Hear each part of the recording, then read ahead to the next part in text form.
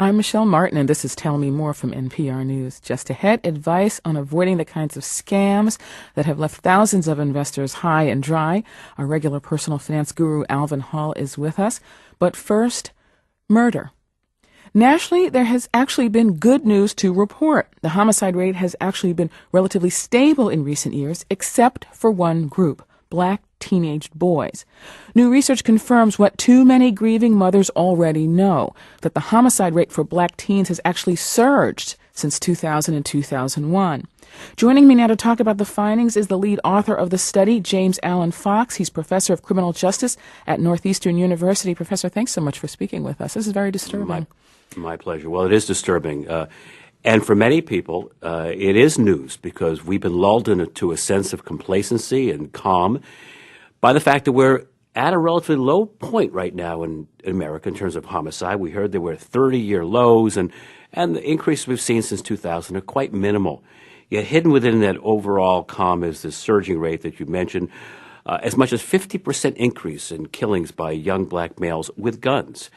And unless we do something about it now, unless we get back to the challenging and sometimes expensive task of crime control and crime prevention, like we did in the 1990s, things could get worse. So that we'll look back at someday at 2008 and say, boy, those are the good old days. I want to give you just some of the top lines of the report. You found that from 2002 to 2007, the number of homicides involving Black male juveniles as victims rose by 31%, as perpetrators 43%. And in terms of gun killings, what you were just talking about, the rate of increase was 54% for young Black males as victims. And you compare this, you say this is true across the country, it's true across regions, it's true compared to other demographic groups like young white teens. The obvious question is why? Why is this happening, particularly to this one group?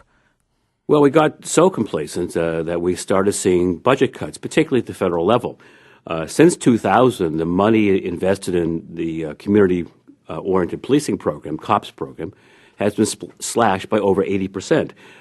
Funding for juvenile justice and other grant programs for prevention programs for kids have been slashed as well, under this notion that our problems had been solved. No, we don't solve the crime problem, we only control it, and we start paying attention elsewhere and ignoring the issue, it can rebound. Now, let's also understand that the situation today is not anywhere near as horrible as it was in the early 1990s.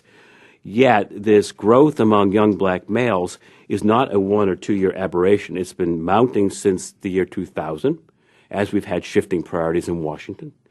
And it could get worse. And I'm hopeful, actually, that with the new administration in Washington, things can be turned around, and they can be if we work hard at it.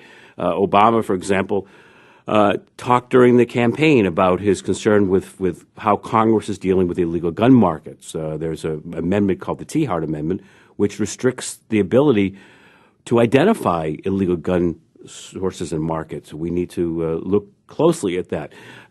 Also, the Vice President-elect, Joe Biden, was the mastermind, actually, behind the 100,000 cops program of Bill Clinton years.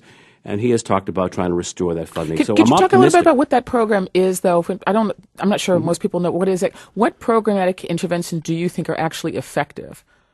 Well, it's really a blend of policing and smart policing, as well as crime prevention for younger kids. Short-term and long-term initiatives. We now have a substantial number of at-risk youth. In fact, the numbers are growing. And even though we're in a recession right now, you can't tell an 8-year-old living in a high-crime neighborhood in Baltimore or Philly or Detroit, hold on for a few years until the recession is over, we'll get back to you. Kids continue to develop, and gangs are always recruiting, so we have to invest funds in prevention programs, after-school programs, Boys and Girls Clubs initiatives, as well as anti-gang initiatives that police departments maintain. And if we don't, the situation, as I said, could get worse. Now, I know economic times are tough, but we're bailing out the banking industry, we're bailing out the auto industry. We need a bailout for at-risk youth.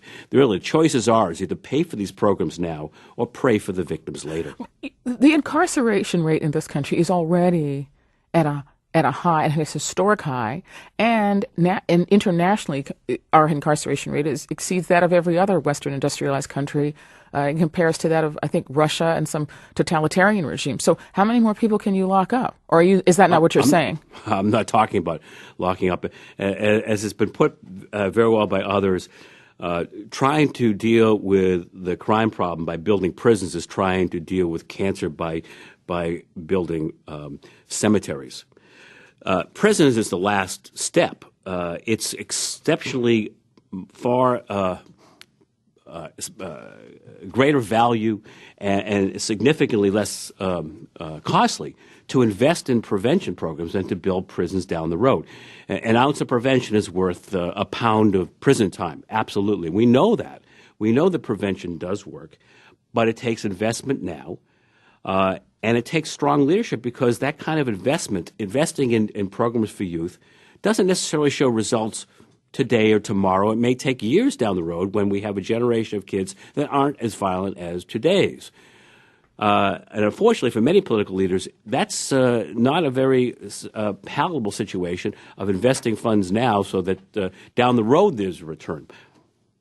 James Alan Fox is professor of criminal justice at Northeastern University. Professor, it's a pleasure to speak with you. I'm sorry about the subject, but thank you for speaking with us about this. Thank you very much.